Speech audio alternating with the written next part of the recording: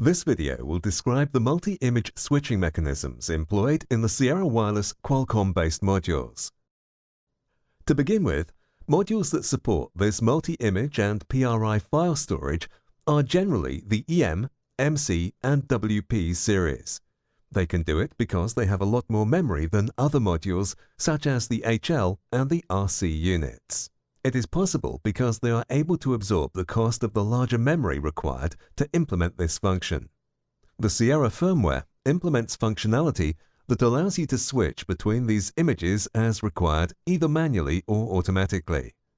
This video will explain all the file mechanisms which a developer will use to implement the functionality.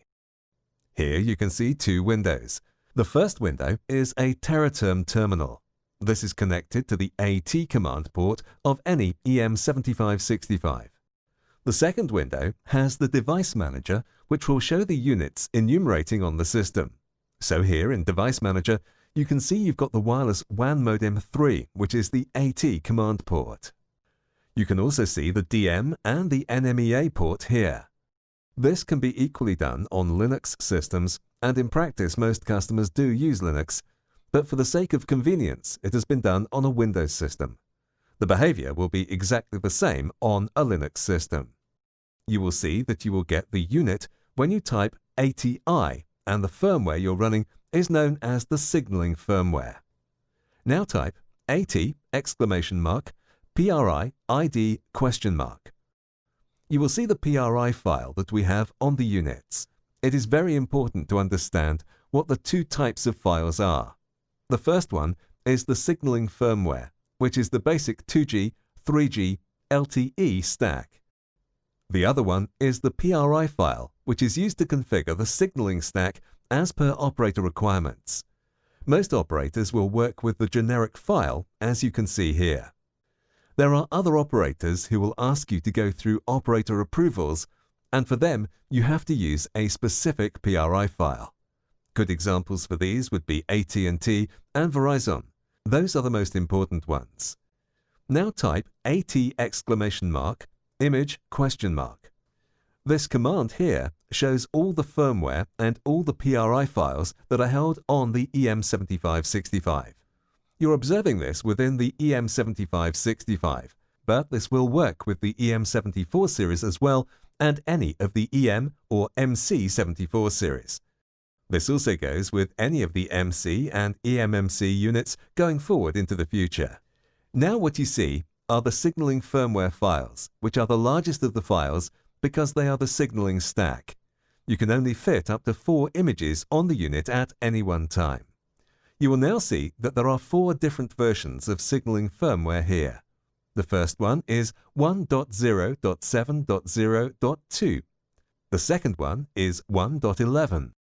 The third one is 1.9.4, and the fourth one is 1.8.4. You will see that the active firmware is slot 2 and 1.11 as reflected up here. Also, you should note that you're running on the generic PRI file. When the firmware is released, it is released in pairs. A signaling firmware version is released that works with a PRI version, and you can see this reflected in the PRI file where you can find the generic file 2.0.23 and the signaling firmware that is matched with is 1.11.0.0. So these are the current PRI files on the unit. At the moment, there are only 4 PRI files, but you can have up to 50. As you can see from this command, here you've got a generic, which is currently selected. As you already know now, you can have up to 50 PRI files on the units at any one time. And that's because they're much smaller than the signaling firmware files. But an important point to note is you can only have one PRI file of a specific type at any one time. That is, you can only have one generic version or one AT&T version.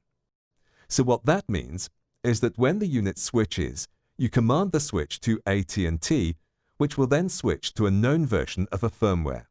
You will see this in the upcoming steps, but remember these important points. So to manually switch from one version to another, use the AT command, AT !impref = ATT. So, in this instance, you will switch the AT&T version. If you wanted to switch to the KDDI version, you should put KDDI in and Verizon for the version PRI. When the AT command returns OK, you will see that you've set the preferred image to AT&T. The unit's still currently running on this configuration at the moment. On the next reset, it will switch to the new version. Type AT reset.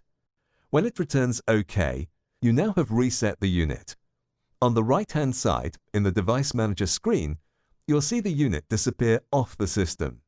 When it disappears, you won't see it, but the unit is carrying out an operation of compressing the existing image, the 1.11. It will come back in a second, and you won't see the unit on the system. So you can see here, none of the COM ports are available, and even the modem section of the Device Manager has disappeared because the AT command port has disappeared. You can't send any AT commands to the unit because it's off the system, carrying out internal operations. The unit is compressing the 1.11 version and storing it into its flash.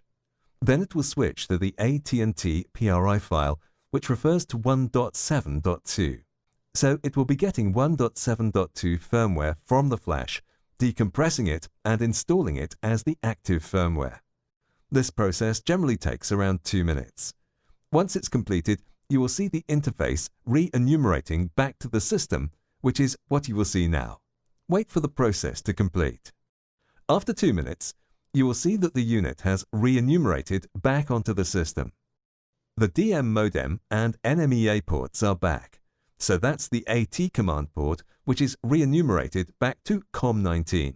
You won't be able to enter any AT commands into this TerraTerm program at the moment, as the links between the port on Windows and TerraTerm are broken. So you've got to shut this down. But remember that the 1.11 firmware and the generic PRI file were selected. Close the TerraTerm terminal. Click on TerraTerm to open it, and you have the dialog box to open a port. Click on Serial, and then select COM19. Now click OK. In the COM19 terminal, type ATI. Now type AT PRI ID ? You can see that the unit has switched to the 1.7.2 firmware, and it's also switched the AT&T PRI file. Now type AT image ? As you will see here, it's still got the same images, but the active firmware is slot 1, which is that one there. So that's how you switch between images on an EM7565. The same mechanism would apply to an EM and MC74 series, and also to the new EM74 and MC74 series. That is the end of the walkthrough, and now you know about the multi-image switching mechanisms employed by Sierra Wireless in its Qualcomm-based modules.